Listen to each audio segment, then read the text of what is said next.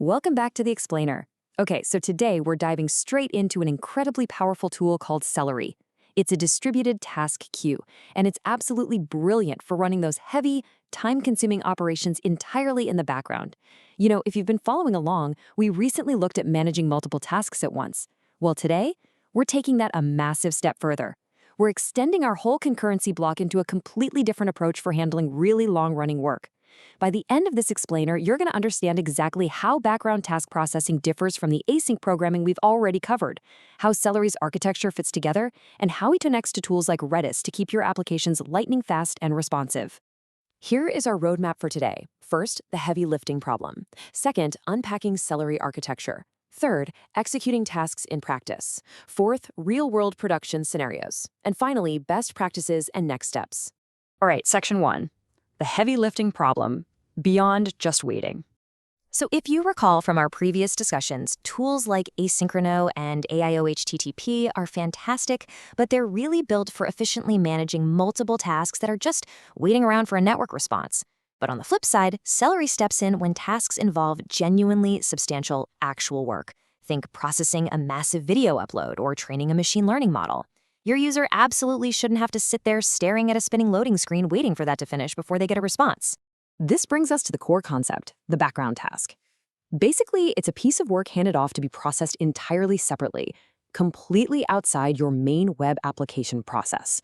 This means your server can instantly respond to the user, maybe throwing up a quick, "Hey, your video is processing" message, while the actual heavy lifting continues quietly out of sight. It's literally the ultimate trick for preserving a perfectly smooth user experience. Moving right along to section 2, unpacking Celery architecture, the 3 core components. Let's look at how data actually moves through Celery's 3 distinct core components. First up, your application, which creates and sends off the tasks. Second, you have the message broker. You can think of this like a holding pen. It reliably holds all the pending tasks until someone is free to take them on. And third, the workers. These are independent processes that actively pull tasks off the queue and actually execute them. They all work together in total harmony, but they are very much distinct, separate pieces of the puzzle. Now, connecting back to what we already know about fast data storage, Redis is one of the absolute most popularly used message brokers for this exact job. See, Celery needs a totally reliable place to store pending tasks while they wait to be processed. Because Redis is this incredibly fast, in-memory database, its remarkable speed provides a rock-solid bridge between your application creating the work and your workers eventually getting around to doing it. All right, section 3, executing tasks in practice, code, queues, and results. Let's see how this actually works. To actually define a task in your code, it's remarkably simple. You just slap the app.task decorator right above a regular Python function. But here is the real magic of it. Rather than calling that function directly, you call your function name, like process video here, followed by .delay. Calling .delay is the absolute game changer because it quickly places the task onto your message broker's queue instead of running it immediately.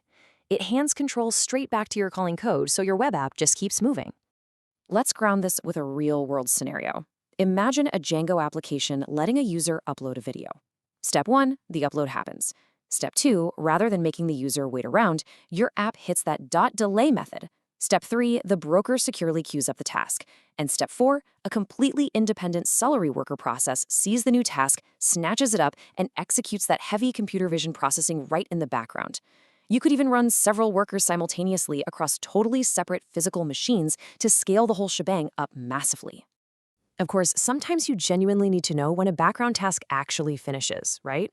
Well, Celery supports what's called a result backend, which is very often just Redis again, where it reliably stores those completed task results. You can easily check on a task status and pull its eventual result using the unique task ID that gets generated the exact moment you called that .delay method. Which brings us nicely to section 4, real-world production scenarios, reliability, retries, and schedules. So why does this distributed setup matter so much for production? Well, because tasks are safely stored in the message broker, they don't just vanish into thin air if a worker happens to crash partway through.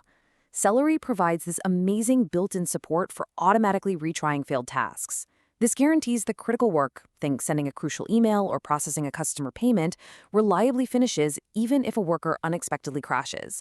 It gives your entire system some serious fault tolerance. And we absolutely have to talk about another major capability, Celery. This is the component used for properly scheduling tasks to run automatically on a recurring basis. Whether you're doing a nightly database cleanup or, say, regularly retraining a machine learning model, Celery automatically manages those recurring workflows using that exact same robust worker system we've been talking about. Finally, Section 5, Best Practices and Next Steps, wrapping up the concurrency block. Let's summarize our big takeaways for you to apply. First, absolutely use Celery for genuinely long-running tasks that would otherwise force your users to wait. Second, always properly configure your task retries for critical work so you can easily survive those annoying temporary failures. And third, fully leverage Celery anytime your application needs to run scheduled, recurring workflows. As we close out this explainer, I really want to leave you with a final question to chew on. What actually happens underneath each and every single individual Celery worker? We know Celery distributes work across separate processes to achieve massive scale. But how do those independent processes actually function under the hood? Keep this distributed architecture in the back of your mind because it perfectly sets the stage for our final explainer in this concurrency block covering Python's multi-processing, which is the underlying concept of independent processes that gives tools like Celery their incredible power.